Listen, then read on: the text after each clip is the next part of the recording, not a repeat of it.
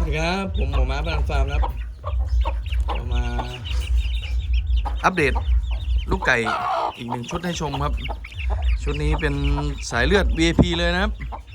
เป็นพริกขี้หนูบวกกับคู่เกิดขนมต้มครับขนมต้มก็เป็นตัวชน3 ล้าน 3นะครับ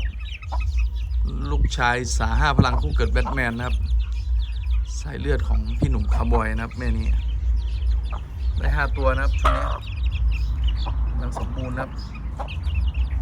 อีกสักพักก็คงได้ติดกิฟต์แล้วนะอายุประมาณเดือนหนึ่งนะครับตัวนี้โครงสร้างดีมากนะครับ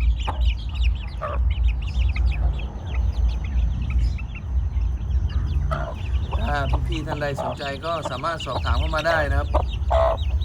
จับจองได้นะครับชุดนี้ไม่ทิ้งแข้งแน่นอนนะครับโอเคครับสวัสดีครับ